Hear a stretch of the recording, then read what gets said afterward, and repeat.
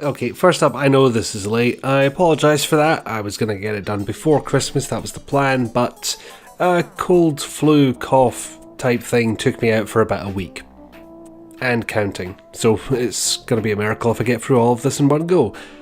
But on to the task at hand. What did I complete this year? Well, for one thing, I'm just shy of the total games completed record. 27 last year versus 26 this year. Except taking out the ones I've reviewed already, it means I'm going to talk about 13 of them. And I'm probably going to hijack some of those to make another point entirely, so we'll see how that goes. And if I'm going to do any how did the year go business, I'll probably put that in another video, if at all. So let's dive into it. Number 1, Far Cry 4. To be honest, it's much the same as last time. It's the same engine with some improvements, a couple of tweaks to gameplay, but same basic setup as Far Cry 3. Although less animal murder this time around. I didn't take any hunting missions in this footage. But there was a murder rhino or two, I'm sad to say. I mean, it was a murder rhino. It tried to kill me, so self-defense. It was coming right for me. What can you do? Now, the changes they've made, I would not say they're bad. They're certainly less stingy with capacity. That's a good thing. But the point of the game is still to kill the bad mans to improve yourself with those RPG elements that I'm a complete sucker for. Speaking of, is there already another name for this type of mechanic? I get that it's coming from the role-playing genre, but it's incremental improvement if anything. It's not really role-playing. It's starting to feel like when we called all first-person shooters Doom clones, even though Wolfenstein came before. But anyway, back to Far Cry 4. So we have this premise of surprisingly charismatic villain that you have to kill, and out of all the 3 big bads I've encountered so far, this is the one that I least want to kill. Surprisingly charming and polite, as well as being an utter psychopath, but you know, he's mostly nice about it. I mean, for one thing, there's that Easter egg where if you actually wait at the start, he'll take you to exactly what you were there to do in the first place, and then you go shoot some guns. Sounds fun. In fact, I did consider starting this whole thing off by saying it's a really big disappointment compared to the last game. You just sat there for 15 minutes and then the game over, cutscene played, roll credits. What the hell? Not sure I really recall a big difference in the terrain compared to the last game either. Certainly not the leap from 2 to 3. I say leap, it sounds like it's a objective technological improvement, but no, I just didn't like how kind of flat Far Cry 2 was. I'm still loving the freedom it gives you. Sometimes. I mean, for example, I had a mission to chase an enemy. He fled in a truck, I was in a gyrocopter. I thought I would cut him off by landing in front of him because I could go faster, but I landed too close, explosion, I died. And the mission completed anyway, because I guess the parameters were, kill the guy, that's all that matters. I mean, that was more funny as opposed to something I didn't like, so here's another one. I accidentally locked myself out of an upgrade. Now, you've got this upgrade that's locked until you complete a retaliation party mission. You've got these outposts that you can take over from the enemy, and the retaliation party mission is when they try and take it back. Unless the local fortress has been taken out, which is like a big outpost. I went for all the fortresses first, and then never got a retaliation party mission, and never got that upgrade. Granted, that's not the normal way of playing it, I know this.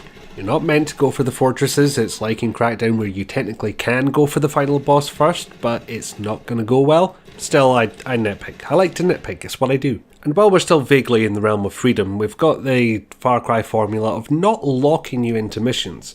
Normally, except for the first mission where you choose which character's plan you want to follow. For one of these missions we had a big long cutscene with the 2 characters argued about the best approach, and then I had to talk to the 2 characters separately before making my choice.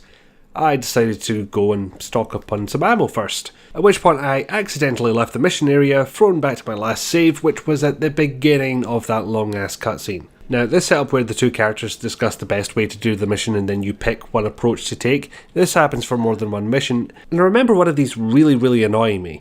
There was a mission where you would either destroy a drug farm or you would take it over. Just get rid of all the enemies there and then your rebel alliance will use that drug farm. I chose the let's not push drugs on people approach, destroyed all of the drug farming operations, and then the character whose choice I didn't take decided to try and berate me for saying, oh, we could have used those drugs, we could have turned them into medicines. That was never part of the argument when we were talking about doing this mission, okay? You should have told me that before I chose dickhead. Implication was clearly bad drugs, but not medicine. I mean, opiates do tread the line, I guess, but that was never part of the initial discussion. I was just meant to guess.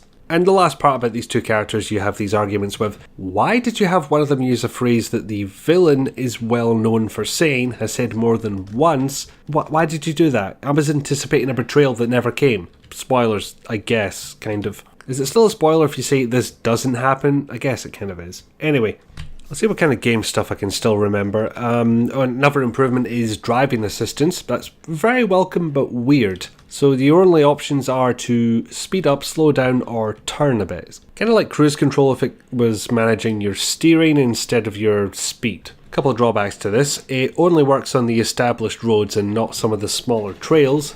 Now, the end game reason is that the GPS signal has been lost despite having no good reason for it, but there's technical reason for it. They can't just map out everything and guess for the places they haven't mapped out. It's not really feasible. Now, for one that's an actual problem, it doesn't always turn where you want it to. Now, you can move it a little bit to the left or right, but it sometimes just ignores that and says, oh, you want to go this way. Especially if you want to go off to another trail, you'd have to manually turn the assistance off. What else? The wingsuit is a bit more forgiving. It's still easy enough to go into the ground like a bloody dart, but a little bit more forgiving. And as the footage you're seeing may or may not actually show, you've got a bit more in the way of endgame content. Aside from all the collectathon stuff that's already there and has been present throughout the entire game, and the previous one, and the previous one, there will also be random little events, wee gunfights that spring up when you're just wandering around, which is nice. It's something to do. Okay, Silence, CAYNE and Midnight at the Celestial Palace Chapter 1 are next on the list, but I've reviewed them and have nothing else to say, so moving on to number 5, Resident Evil 7. Now, this was a nice surprise. Hell of a risk for Capcom, but I think it's worked out nicely. Initially, I'd played through the demo and found that interesting. Almost no hint that it even is Resident Evil. I might not have even touched it without the name, but if I found it in my hands, I think I would have still enjoyed it. Or maybe they could have pulled a PT-like ploy where they wait until the ending to tell you what it actually is. So anyway, later on when it had come out, I bought it and played through almost all of it in a single day. And after everything I said about the demo not seeming like a Resident Evil game, the plot does go more traditionally resi towards the end. But really, did you think a Resident Evil game would stick you in a house the whole time? It's still a smaller overall game world, I think, compared to the last 3 outings. But that means increased detail and a focus on examination and exploration, especially with that new align the object to cast a shadow puzzle. I like that one. I don't know about anyone else, but I spent a lot of time looking around and investigating in this, as opposed to something like Resident Evils 4, 5 or 6 where you mostly ploughed through to the next area. And I think 4 was the only one of those with any backtracking. But in this, puzzles are a thing again, backtracking is a thing again, collecting keys, all that stuff. That's suddenly back, and it works. If you just dumped it into something like 6, for example, I don't think it would have worked. It would have made it worse, but it wouldn't really have worked. This scouring the environment tactic is definitely something from the older titles. Feels different and, dare I say, better in first person, especially for things that you want to investigate, rather than a camera in a corner looking down at a guy who's standing in front of a thing who then describes via text what the thing is. Could be because they commit to the first person. Much in that Half-Life 2 way, they don't let the camera out of first person. And as I said before, the plot does go traditionally resi towards the end, and I don't know if it's a satisfying explanation as to what's going on. I mean, personally, I would have been happy if I just went to this house searching for my wife. That's the plot, by the way. Met this weird-ass family who were mostly trying to kill me, or maybe not, it's not sure, and I just somehow get out of there again. Or not. Maybe not. Just a weird encounter in a weird house with a weird family. But I think maybe it was so far removed from the Resident Evil we'd built up to at this point that they kind of had to tie it back in somehow. Although saying that makes it sound like they developed a completely different game and then had to tie it into Resident Evil somehow. I don't think that's really how it worked. So I guess the things I liked about this most were the fact that it was in a contained location that you would backtrack through. You would get to know these places rather than just plough straight through them, never see them again and not care. Now, I don't think the game did it itself, but I wonder if you could put in a puzzle where you, say, have a painting on the wall, and then when you backtrack to that area later, that painting's now missing and that's a clue to something else. That's the kind of thing you can do in an environment like this. I mean, let's face it, if they had made a game exactly like one of the old Resident Evil titles with a fixed camera, I don't think it would have gone down nearly as well. Whereas this game came along with things that I liked about the older titles, did those well, made them work in the new viewpoint that they had, and it came out with a game that I quite liked. So well done there. Okay, next up were Fran Bow, Thimbleweed Park and Full Throttle Remastered. Reviewed them all. Only thing I'll add is that they kept updating Thimbleweed Park, so yay! Now this is a real bloody problem for reviewers on YouTube because you can't replace a video with a new version and therefore you have to find some other way to tell people that stuff has been updated and therefore some of your complaints have been addressed. Hell, I'll figure something out. So the arcade, I think you can go into there now. The characters will actually have conversations with each other. They've kept at it, which is nice. On to number 9, Dragon Age Number 9, Dragon Age Origins. Now, I started this one ages ago, abandoned it, and when I came back, I essentially had to relearn what the hell I was doing. In fact, I think this was the third time that I'd restarted it. Now, I think as I said before, I tend to go for sci-fi settings more than fantasy settings, but I couldn't really face playing Mass Effect again. Specifically Mass Effect 1, the control scheme for that, oh no, that was a wrong one. So with a combination of Dragon Age coming out later and it being more along the CRPG route, you know, Baldur's Gate, tactical combat, that kind of thing, that fit with me a lot better. I mean, it's not like a lot of these CRPGs, especially the ones based on D&D properties where they go really deep into it. I mean, even Knights of the Old Republic has essentially a D&D system under the hood running everything. Then again, I think that was based on the Neverwinter Nights engine, which is literally a Dungeons and Dragons game, so yeah, there you go.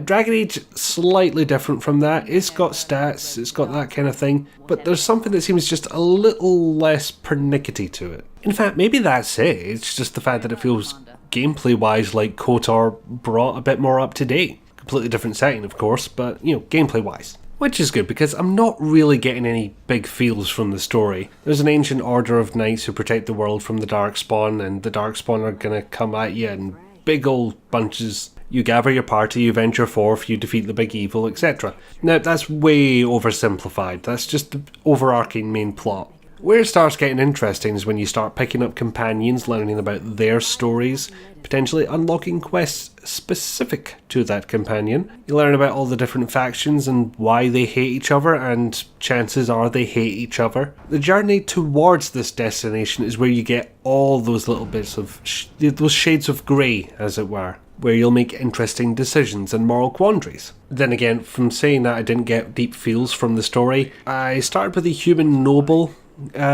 origin, and there was one guy I spent the entire game wanting to kill, and I killed him, and it was good. Now, you gotta remember, with my haphazard and very lazy summary of the story, I still played through the whole thing. I was still compelled to do so. On that note, fuck the deep roads. I made a start on the DLC. I'll get back to it at some point. It's 40 odd hours to get through it the first time. I had to step away for a second. Also, I might only be doing the DLC to put off Dragon Age 2. I even asked about how to proceed on Twitter. DLC then sequel, or jump to sequel, or skip to Inquisition. And I had people trying to defend 2 as best they could. I'm not quite sure they managed it, and I'm pretty sure they knew they hadn't quite managed it when they were saying these things. Yeah, it kind of sucks, especially this one bit which is actually worse than the deep roads, but you should do it anyway. It's officially the weirdest response I've ever gotten to "should I play this?" And not just from one person as well, there was more than one. Fun times. Alright, next on the list is The Dream Machine, Paradigm, and Wonder Boy the Dragon's Trap, which I've all reviewed, even the Dragon's Trap, which is not a point and click, but I do have some extra words on that one. Despite what I said about the soundtrack in my video, that, you know, I wasn't in love with it or anything, it grew on me enough that I bought the damn thing. And it's a very nice soundtrack, comes with a lot of bonus tracks as well, like so many, including a hilariously bad rendition of the beach theme, which was released on April 1st, so most likely that's on purpose. So there we go. Good stuff, it grew on me. One more thing actually. When I complained that the inventory was always in the new style, even if you're in retro mode, they've now fixed that. Have I updated the video description? Probably not. Shoot. So on to number 13, Fallout 4. Now, it doesn't run as well as you might hope, although my 1080 does a relatively good job of overpowering it. Conversation system is clunky and limited, story didn't exactly grab me, it's not in the same kind of vein as the older Fallout games, it's almost like a rebooted franchise at this point from Fallout 3 onwards, and it crashed more time than any other Fallout game I've played. I was still fucking playing it months after I completed it. Building settlements is fun, you see. And yes, I did turn off the building limits and give myself infinite resources so I could horribly overdo it on the drive-through settlement. You'll see that at some point in the footage, I'm sure. Shame that so many of the other settlements ended up with these miserable dorm room contraptions, but I did what I could given the space. Also, the game had the same thing that drew me to Skyrim. Probably because they were made on the same engine by the same company with only a couple of improvements between the two. There was a benefit to simply picking a direction and going for a wander. Find some new settlements, some notes, wee things that got me interested in the world. Or just Deathclaws. Surprisingly easy to kill Deathclaws. Okay, yeah, I'm way overpowered at this point, but they do still feel easier. Now, initially, I didn't even find the lack of conversation options too terrible, until I installed Planescape Torment recently. Hell, I only need to go as far back as New Vegas to see that. But it got me through the game, I just went elsewhere for my lore gathering kicks. Namely, picking a direction and going forward. And just reading whatever I found. Also, Kate's Irish accent is terrible. Not a revelation, that one, but, worth mentioning. Okay, next two are 14 Lydia and 15 Grey Sky's Dark Waters. I've reviewed both of them, but an update on Grey Sky's Dark Waters. Bought the soundtrack, love the intro music. Credits music too, I haven't found a version of Raggle Taggle Gypsy that I like more than that one. In fact, most of the other renditions seem to be weirdly overdone. I don't like it. I like the stripped down acoustic. On to number 16, Zombi. Another one I started ages ago, abandoned and came back to. Maybe because I needed both Steam and Uplay for it. Grr. And it took about 3 attempts to get them to play nice together. Grr grr. I mean, it's a rather simple premise when you look at it. You wake up, you get objectives from a guy on the radio, you wander about London doing those objectives. If you die, another person wakes up and continues your work. Unless you're near the end, apparently, because I nearly escaped the horror of zombie London, but I fucked up and shot an exploding zombie at close range. And the game must have counted that as my ending, because my save game was gone. I had to go back to the beginning. Also, you can go back to where your last character died and recover the items from their corpse. Sometimes said corpse needs to be taken down first. And despite what recent games might teach you about zombie horror, it has none of the worrisome survival elements. Managing hunger, thirst, sleep, etc. None of that. Just wandering around, getting useful items, doing objectives. And scanning everything in the vicinity for some kind of bonus that I don't actually remember. I don't remember it being a terrible story, but then again I don't remember vast swaths of the story, so I might be talking at my arse there. Although one thing I do remember, how a zombie apocalypse could have been predicted hundreds of years ago, I have no idea, but hey. And I'm not sure about the more supernatural elements of it.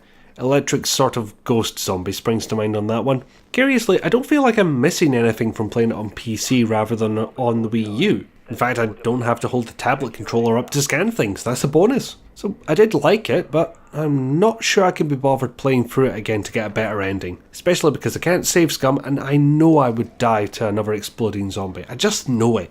Okay, 17 Dropsy, 18 The Darkside Detective, 19 Dead Synchronicity Tomorrow Comes Today. All reviewed, nothing to add, apart from, it's always the last one in this list, I don't know why. Dead Synchronicity is now available on the Switch. Yay, hopefully that will get them the money to get the second part done. Because let's face it, a port job is not going to cost as much as creating your content. Next up's number 20, Sonic Mania. Yet another nice surprise.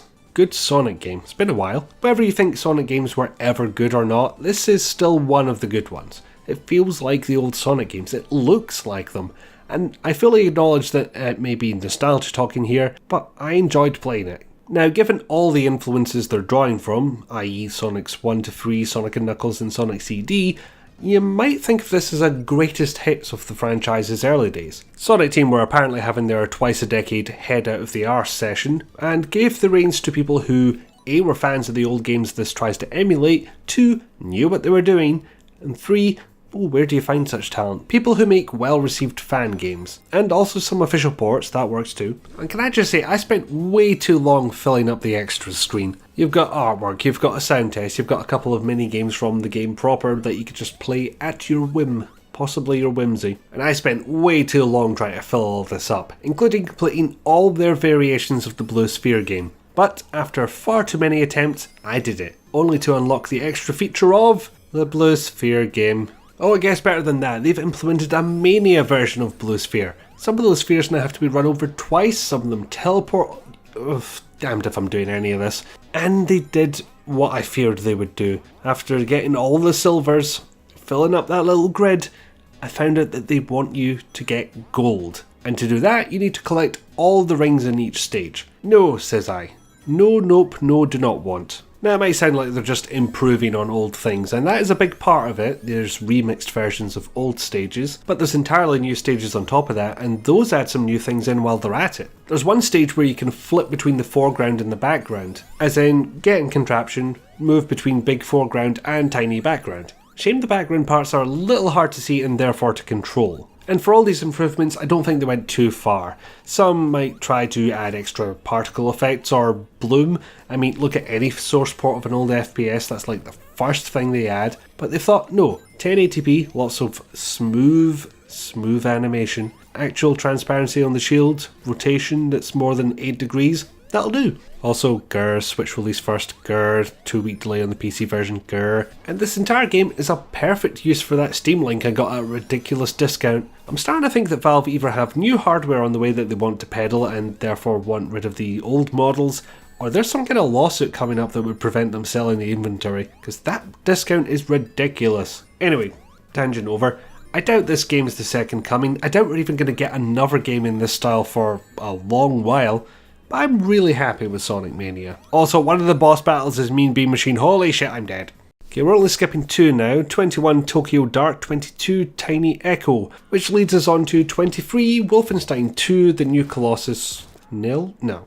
I'm in several minds about this game. I thought the first game was good, if slightly burdened by id Tech 5, especially if you like to turn around quickly. The bloody popping's terrible. Not as bad as Rage, but no, not good. An example of one of the things I'm in two minds about, stealth kills are very satisfying here, but that's probably more due to the gunplay feeling as good as it does. Yet it was way too easy for me to get spotted, either due to an insane vision cone or not having a grace period. A meter fills when you're spotted, alarm goes off when that's filled, and it seems like there's nothing I can do to stop it. I can't dodge away and that guard just goes, no, it must have been the wind. The only thing I think I can do is if I'm getting spotted near one of the commanders and I shoot him and then it's the last commander, so the whole calling for reinforcements system shuts down, so it's got nothing to do with it actually. What am I talking about? So that felt quite rubbish. I think most of the gunplay felt good. Some of the guns were very satisfying to use, but dual wielding was a pain in the arse. Felt like I had to press the same key 3 times to get the configuration I actually wanted. And God forbid you if you have a non-standard configuration, like a pistol in one hand and a rifle in the other, because getting back to something normal is pernickety. Okay, if you want to go back to the pistol or whatever's in your left hand, you just hit X, that's not a problem. But if you want to go from 2 of another weapon to, say, 2 shotguns, that's where you have to hit the key 3 times. Now, I could have held down the button and selected from the weapon wheel, but that felt cumbersome compared to hammering the same key repeatedly. Somehow. I never claimed what I did made sense. And there are some utterly insane storyline moments compared to the first one. Most of the time I was sitting there repeatedly saying what with a big smile on my face. I mean, the game starts with you cutting about a submarine shooting Nazis from the comfort of your wheelchair. I mean, the tone was set there, I should have seen it. Might have been a side effect of picking the Fergus timeline, I don't know. It's never quite enough to make me go back and replay to see what the difference is, but there seems to be a theme of shite parents running through this. Oh, by the way, very mild spoiler for both Wolfenstein 1 and 2 here, but apparently BG's terrible childhood was hinted at in the first game? I don't remember this at all. Am I alone? Anyway. And while we're on that theme, I don't know if I liked this more than the New Order, although the upgraded engine is a big plus. Gotta wonder where in id Tech 6's development the team actually got a hold of this engine, because it clearly has lots of the id Tech 6 pretties, the particle effects make that very clear, but you can still launch it in safe mode, which I remember as being an id Tech 5 thing. Like, I don't remember that for Doom. Which just makes me think of the first Call of Duty games being built on id Tech 3 and still having separate single player and multiplayer executables as of COD 4. Kind of gives away which engine you were working on, you know? I have heard that some people found this game to be a slog. They had to actively push to make progress in it. I didn't find that, but in games like these, I usually find if I'm up against an obstacle like this, I'll just brute force my way through it as many times as it takes. I'm pretty bloody minded at that point. I don't know. I don't know is the point. Or not the point, as it were. I certainly enjoyed both of them. I don't know if I can put one above the other. I'm not going to read too much into it. I had fun with both. And I do love what they did with the Wolf 3D arcade game. It's basically an arcade that you can go to between missions, and all of Wolfenstein 3D is playable. So like the nightmare sequence from the first game, except it is the actual Wolfenstein 3D. Not a Wolfenstein 3D level in the new engine, not like in Doom where you found the original levels hidden away somewhere, but you still had your new fancy shotgun. This is the actual game. I say the actual game because in this continuity it's a Nazi-made version, so BJ is the main villain, and you're some kind of blonde dude, probably called Hans. I remember Hans. And there's a little joke when he first looks at it saying the graphics are incredibly realistic. Then again, it's the 1960s and arcade cabinets didn't really start appearing until a decade later, so yeah, he has a point. Number 24, Legend of Hand. I've reviewed that, nothing more to add. Number 25, Quake 2. I have no idea why, just got an urge. And I kind of wonder if this game gets forgotten in history. Coloured lighting and interpolated animations are great and all, even if the smoother animation has the side effect of making it all wobbly, but it's not the massive leap forward that Quake's full 3D was. Then again, it's arguable that Doom's lighting or variable floor heights and angular worlds weren't a great leap forward either, and that game practically took over the world. The gaming world, at least. Look, if you do a good enough job that Microsoft considers buying your company, you've probably done something right. For this I used Yamagi Quake 2, I'm not sure how it's pronounced. It's not too fancy, there's other source ports that'll do that for you, but it does do 1080p at the right field of view, so I'm happy. Better than how it comes when you download it off Steam, at least. And then if you want it to work, you have to go to program files, Steam apps, blah blah blah, to get the files and copy them elsewhere because it's a protected area. Actually, why does Steam download to the program files folder by default anyway? And is Steam running with admin access, or has it found some other way to install games? Or uninstall them for that matter? I mean, I'm logged in as an admin, but I've got UAC turned on. Surely this should come up. Only seems to trigger a UAC warning when I run the game after installing, and I'm pretty sure that's for DirectX runtimes and such like. Can it set permissions on the Steam apps directories whilst ignoring the permissions of parent directories? Is that it? Oh my god, I'm off topic, never mind. I appreciate the less linear feel of this game. Kind of. It doesn't mean you get choices or anything, but the backtracking and revisiting of some old areas still makes it feel like less of a gauntlet, until you get lost. Very, very lost. Now, this wasn't as brown as Quake, but Quake was limited by the software rendering, meaning they could only have 256 colours, including all the different shades for lighting. Hence, all of it tended to be a bit brown. Quake 2's not really like that. That's got some colour to it, and yet it shipped with a software renderer, so that's weird. Interesting, but weird. And then there's the fact that Quake and Quake 2 have nothing to do with each other. I mean, Quake 2's had technically 2 sequels, Enemy Territory and Quake 4. Am I missing something out? I feel like I am. But either way, the original Quake, no sequel of any kind. That's weird. Because aside from getting objectives and occasionally backtracking and not just going straight through a gauntlet, it's still run and gun action. And most of it's quite good. Like, I would argue that Doom is still a tighter game, gameplay-wise. It's early 3D, mistakes were made. So I ended up really having to push myself through this one. It wasn't quite the sheer joy that I would get from playing through Doom again. Although, I have to say, playing through Doom is feeling very, very slow once you've played Brutal Doom. Doom used to be one of those games where I thought, this is one of the best of all time, I can pick it up any damn day of the week and have fun with it. I'm not sure that's true anymore, and I should really have saved this for a Brutal Doom entry on a list like this, and I haven't.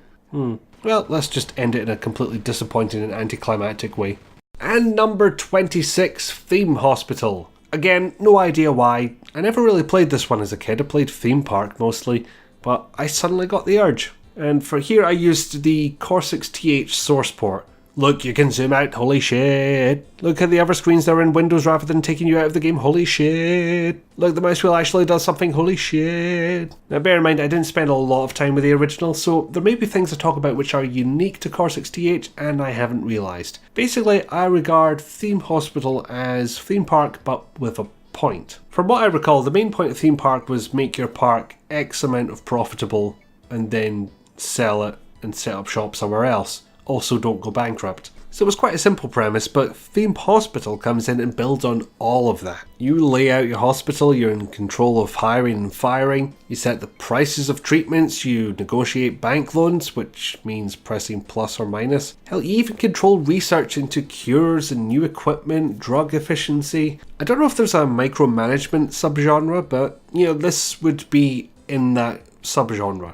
Yes. Again, I had to push myself through this one. Never before has 12 levels felt so long. Now, unlike Theme Park, you've got a set of objectives set out at the beginning that you have to achieve before you can move on to the next level. This will be some combination of reputation at a certain level, X amount in the bank, your hospital is worth X amount of money, and they get into more complex ones like researching cure improvements up to a certain percentage. So you've got all this to strive for in the background whilst you're dealing with the main meat of making the hospital not explode. Speaking of explosions, fuck earthquakes.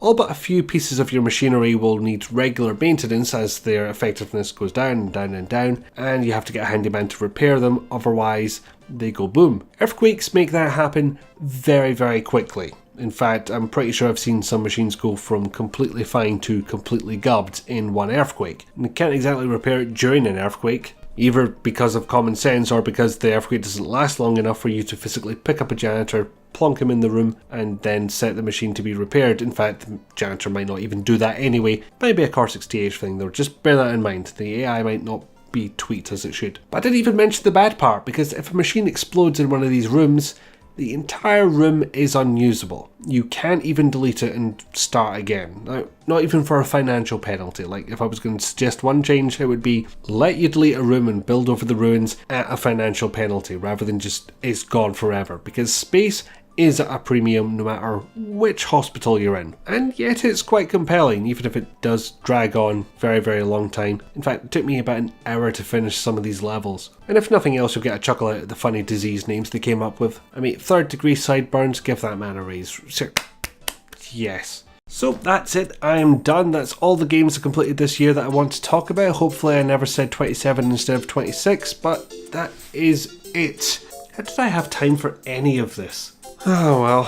Thank you ever so much for everybody who's been watching this past year. It's been a lovely little year of growth, I have to say.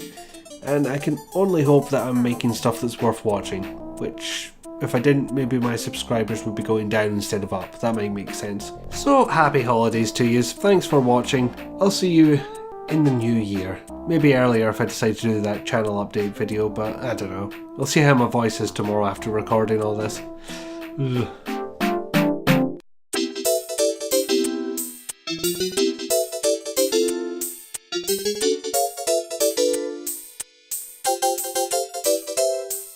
Thank you.